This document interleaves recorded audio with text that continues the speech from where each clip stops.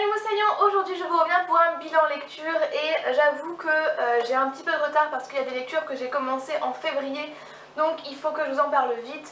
En plus j'ai genre 5 livres à vous présenter aujourd'hui, donc on va commencer tout de suite. Le premier livre que je vous présente, il s'agit de Illuminae de Amy Kaufman et Jay Kristoff. C'est un livre qui est uniquement disponible en VO pour le moment, mais puisque selon Opaline il va être adapté au cinéma, donc il va forcément être traduit en français et il faut vraiment que vous le lisiez parce que c'est de la bombe. Alors on va être sur de la science-fiction. Moi je suis pas énormément science-fiction, je raffole vraiment pas de ça, même j'aime pas trop ça d'habitude. Et là vraiment on est sur de la très bonne science-fiction. Donc ça se passe dans l'espace. Et une planète et ses habitants vont être attaqués par un vaisseau spatial qui va essayer de détruire la planète et ses habitants. Et du coup pour sauver leur vie et pour survivre, les habitants de cette planète vont devoir partir dans une navette spatiale et retrouver un refuge. Nous on va suivre l'attaque de la planète, on va suivre la survie des habitants dans les vaisseaux spatiaux. Du coup forcément on va suivre les intrigues politiques, les complots, les liens entre les personnages, etc. Et ça j'ai vraiment beaucoup aimé. Plus particulièrement on va suivre Ezra et Katie qui sont deux jeunes qui sortaient ensemble en fait avant la catastrophe. Et le jour de la catastrophe, le jour de l'attaque, ils ont décidé de se séparer. Donc voilà, ils ont rompu le jour de l'attaque, donc mauvais timing mais bon c'est la vie. Et en fait j'ai vraiment adoré. J'ai adoré parce que ce livre a réussi à me surprendre vraiment en bien forcément, puisqu'à la base je partais un peu négative par rapport à la science-fiction, mais c'est vraiment génial. Le gros point fort de ce livre c'est vraiment sa composition, puisqu'en fait on va pas entrer en contact avec l'histoire via un narrateur précis, parce qu'en fait on rencontre les personnages par exemple à travers de chats, à travers de petites bandes dessinées, à travers d'interviews ou de mails. Par exemple là on a un mail qui s'envoie, donc c'est pas un roman classique qu'on a l'habitude de lire. Et j'ai adoré la composition et ça ne... Alors il faut s'habituer en fait à cette composition là, il faut s'habituer voilà, à lire des rapports militaires, parce que c'est ça aussi, hein, il y a des rapports militaires, donc comme je l'ai dit il y a des chats, des pages de recherche, des écoutes téléphoniques. Donc au départ on a un peu de mal à rentrer dans l'histoire, mais une fois qu'on est habitué à ce schéma là, on rentre direct et ça se lit assez vite. Par contre, moi je l'ai trouvé hyper compliqué à comprendre. C'est des termes qui sont très techniques, les termes spatiaux, donc forcément c'est un domaine particulier encore. Donc il faut maîtriser ce domaine-là, et encore, en plus, il y a des mots qui sont inventés spécialement pour le roman. Donc bon, voilà, moi j'ai une licence d'anglais, donc on va dire que je suis un minimum habituée à lire de l'anglais, et là je peux vous dire que j'ai galéré.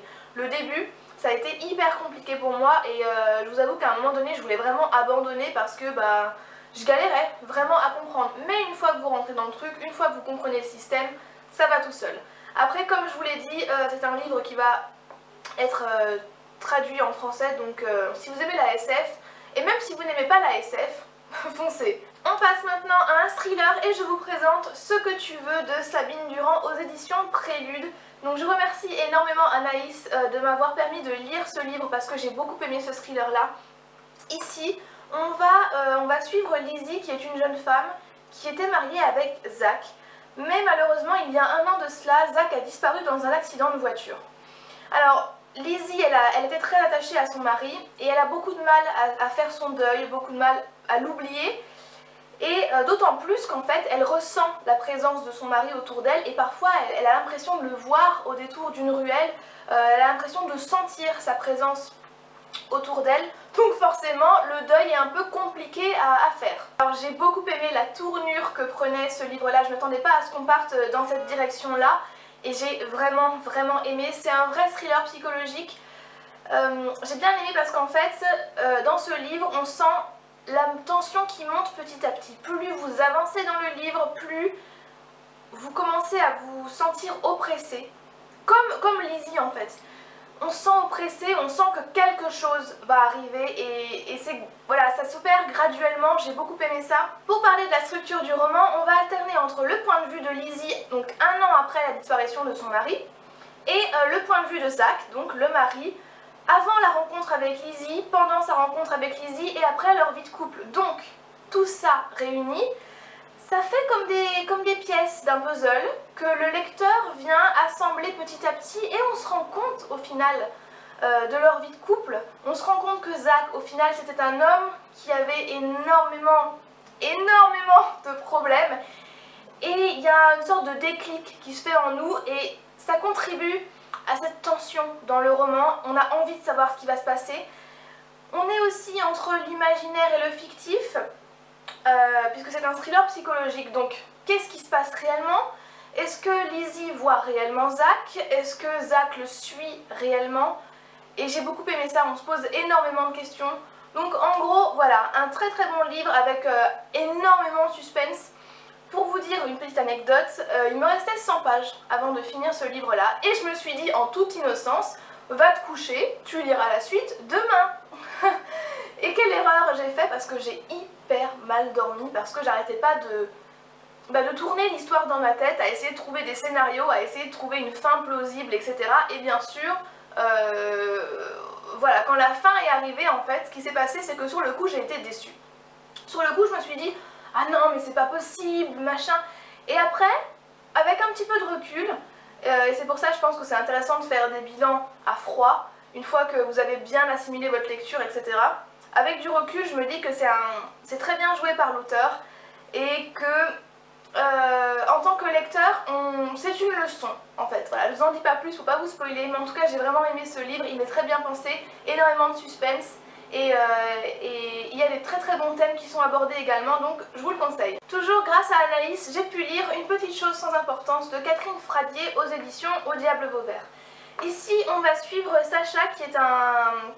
Alors quel âge il a Sacha? Il me semble qu'il a 13 ans.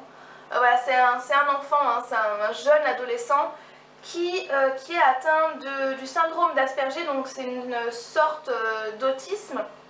Et puisqu'il ne va pas à l'école comme les autres, il suit sa mère qui est médecin et qui très souvent part dans des camps de réfugiés pour soigner les réfugiés, etc.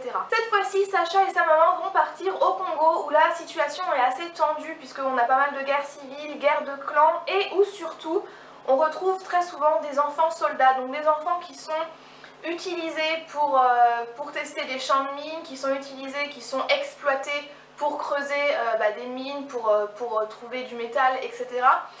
Et Sacha va se lier d'amitié avec une jeune fille, je me souviens plus comment elle s'appelle, une jeune fille qui a été justement enfant soldat et qui a vécu des choses très dures, vraiment.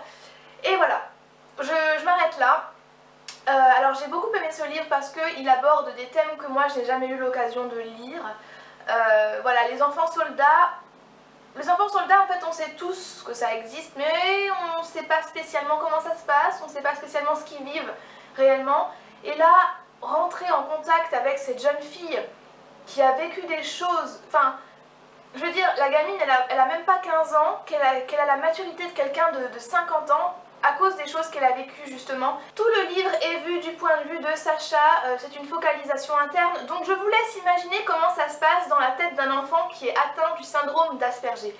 C'est très particulier, mais du coup j'ai bien aimé parce qu'on oscille entre intelligence, parce que le gamin il est intelligent comme c'est pas possible, par contre, d'un autre côté, il conserve quand même cette innocence qui fait de lui quelqu'un d'assez touchant et à qui on s'attache très facilement. Et surtout l'amitié qu'il y a entre les deux. Et mine de rien, voilà, l'histoire ne tourne pas que entre cette amitié, puisqu'au final, voilà, il y a une sorte d'intrigue qui est assez sympathique. Mais j'ai beaucoup aimé ce livre. Je rappelle, enfin non, je rappelle pas parce que je l'ai pas dit, mais ce livre en fait est dans la catégorie jeunesse et je trouve ça mais trop bien. Parce que de 1, on ne ménage pas le lecteur, comme je le dis souvent. On ne prend pas les enfants ou les personnes qui lisent de la jeunesse pour des imbéciles. On ne les ménage pas parce que je peux vous avouer qu'il y a des passages qui sont quand même assez émouvants. Hein. Voilà, je veux dire, ce qu'a vécu cette gamine, c'est quand même assez incroyable. Et voilà, pour les thèmes qui sont abordés, je trouve ça important On parle aussi un petit peu de harcèlement scolaire parce que forcément Sacha, qui a un autisme assez particulier et qui a du mal avec les relations avec les autres, forcément quand il était à l'école ça s'est pas bien passé. Donc il y a plein de thèmes qui sont abordés, c'est très bien abordé, c'est pas un fourre-tout et j'ai beaucoup aimé, donc je vous le reconseille, je vous reconseille. Ça n'existe toujours pas ce mot en fait, faudrait vraiment créer ce mot, je vous le conseille parce qu'il est vraiment top. Toujours grâce à Anaïs, j'ai eu l'occasion de lire Annihilation de Jeff Vandermeer aux éditions Au Diable Vauvert. Alors c'est un livre que j'ai lu en lecture commune avec Johanna de la chaîne Book Around the Corner. Je vous mettrai le lien de sa chaîne en barre d'infos comme d'habitude. Hein. Et alors on a été extrêmement perplexes par rapport à ce livre-là. L'histoire avait l'air sympa. Ici on va suivre une expédition composée de 4 femmes avec toute une spécialité différente et qui vont devoir aller explorer une zone X. Alors le monde a été, on le suppose, ravagé par une guerre ou quelque chose comme ça. Et il y a une zone X où il y a des choses qui se passent, où la nature a un peu pris le dessus et où régulièrement on envoie une expédition pour pouvoir faire des recherches, voir ce qui s'y passe. Le problème, c'est qu'à chaque fois qu'une expédition revient de cette zone X, les membres se suicident, commettent des meurtres, contractent des cancers, voilà. Il se passe vraiment des choses bizarres. Donc là, on va suivre une expédition exclusivement composée de femmes. Et voilà, et l'histoire était sympa, voilà, mais qu'est-ce qui s'est passé? Je sais pas. Alors, j'ai bien aimé parce qu'en fait, on a une entrée en matière immédiate. Vous ouvrez le livre, vous êtes dans la zone X, voilà. Alors, d'un côté c'est bien, mais d'un autre côté, on n'a pas le temps de s'habituer à la plume de l'auteur, au style de l'auteur, on n'a pas le temps de se faire une vision de ce qui se passe, de l'environnement, des personnages. Ça a du bon comme ça a du moins bon, bref. Par contre, là où ça devient vraiment compliqué, c'est que l'auteur s'est fait plaisir en termes de vocabulaire, parce que c'est du vocabulaire extrêmement technique, hyper scientifique. Donc déjà, moi qui n'y connais rien et qui ne m'intéresse vraiment pas à ça, ça a été compliqué. Mais voilà, je veux dire, Johanna travaille un petit peu dans le domaine, elle n'a pas tout compris non plus. Et moi qui fréquente des gens qui font des études de biologie, c'était pas évident pour eux non plus, ce genre de mots. Donc voilà, déjà, moi j'avais vraiment l'impression d'être une teubée. Clairement, quand je disais ce livre, je me suis dit, mais t'es conne ou quoi, comment ça se passe? Je relisais plusieurs fois le passage, je comprenais toujours pas. Bref. Alors, ça mis à part, il y a également, je pense, un problème de traduction. Voilà, l'intention est bonne, je trouve que l'idée de base est excellente, par contre, la manière dont c'est écrit, et je pense que ça vient, comme je l'ai dit, exclusivement de la traduction, il y a un problème parce qu'il y a des phrases qui ne sont pas françaises. Voilà, il y a des phrases, ça ne veut absolument rien dire. Et là, par contre, c'est pas un problème de mots, c'est juste un problème de construction de la phrase. Il y a beaucoup de calques, j'ai trouvé. On retrouve beaucoup de structures anglaises. Et voilà, je pense qu'il y a aussi... c'est un mélange de pas mal de choses qui a fait qu'on n'a pas compris grand-chose de ce livre-là. Également, les chapitres sont très longs. C'est-à-dire 45 pages, hein, 40-50 pages. Et il n'y a pas beaucoup de dialogue, on est en focalisation interne puisqu'on va suivre la biologiste du groupe, c'est peut-être pour ça aussi qu'il y a pas mal de termes techniques qui sont utilisés, mais bon, il faut épargner le lecteur à un moment donné je pense. Et donc voilà, pas beaucoup de dialogue, pas beaucoup d'action, il y a pas mal de découvertes en fait. La biologiste, la personne qu'on suit fait pas mal de découvertes, se rend compte de certaines choses, ouais, mais il n'y a absolument pas d'action, il se passe rien pour moi. Donc voilà, ça a été un petit peu compliqué pour moi cette lecture. Puis alors à la fin apothéose d'incompréhension pour moi. Et voilà. Et donc non, du coup, vu que c'est un tome 1, je lirai pas la suite. Parce que déjà que j'ai pas compris le tome 1, je vais pas m'évertuer à comprendre le tome 2. Mais c'est dommage parce que comme je l'ai dit, je pense qu'il y a de l'idée, le livre est très beau, mais malheureusement ça l'a vraiment pas fait avec Johanna et moi. Et enfin pour terminer, je vous présente Terminus Elysius de Karine Guibel aux éditions Pocket. J'adore Karine Guibel, j'ai pour intention de lire absolument tout ce qu'elle a fait. Et vu que celui-là il était pas trop cher, il était à 6,90 € je crois. Voilà, je me suis dit que j'allais me le faire comme ça en Perse. On va suivre Jeanne qui est une jeune femme qui vit dans la banlieue marseillaise et qui tous les jours doit prendre le train pour aller à son travail. Alors Jeanne, elle est un peu particulière sur les bords, elle est assez maniaque on va dire, et tous les jours elle prend la même place. Elle s'assoit à la même place, même heure, même endroit, Voilà, elle aime bien que les choses soient carrées, Jeanne. Et un soir, en rentrant du boulot, même place, même heure, même endroit, dans le train, elle découvre qu'il y a une lettre qui a été écrite pour elle. Elle ouvre la lettre et elle se rend compte que quelqu'un lui fait une déclaration d'amour. Voilà, tout simplement. Donc elle n'est pas habituée à ça, Jeanne, et sur le coup, ça l'intrigue quand même. Voilà l'histoire. Alors bien sûr, vu que c'est un thriller, bon, on se rend compte que la personne qui a écrit la lettre, c'est peut-être pas le plus sain des saints, mais bon, ça je vous laisserai le découvrir. Alors c'est un livre très très fin, ça se lit relativement vite, mais vous savez, moi les Ghibli c'est le genre de livre que j'aime bien savourer, j'aime pas aller directement à la fin, j'aime bien savourer. Malheureusement celui-là j'ai été déçue, de un parce que la fin m'a pas spécialement... mais aussi parce que l'épilogue, eh ben, j'ai rien compris. Voilà, j'étais pas sûre d'avoir compris, du coup je suis allée sur internet, j'ai regardé les compréhensions des autres personnes, comment ils l'avaient interprété, etc. Et au final on l'a tous interprété de la même façon, mais ça rend quand même pas le truc incroyable, j'ai été déçue.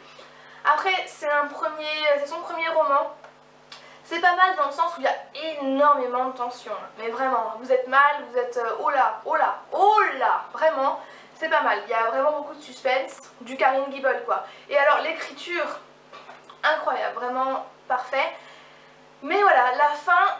c'est retombé comme un soufflé, bah c'est dommage, mais ça n'empêchera pas de lire quand même tous les livres qu'elle a écrits parce que sa plume est vraiment géniale, géniale. Voilà pour moi, mon bilan lecture est terminé, j'espère que ça vous aura donné quelques idées de lecture, quelques idées d'achat. Dites-moi ça dans les commentaires si vous avez lu les livres ou si vous prévoyez de les lire ou si je vous ai donné envie de les lire ou pas. Sur ce, merci beaucoup d'avoir regardé cette vidéo et je vous dis à très bientôt, bye bye.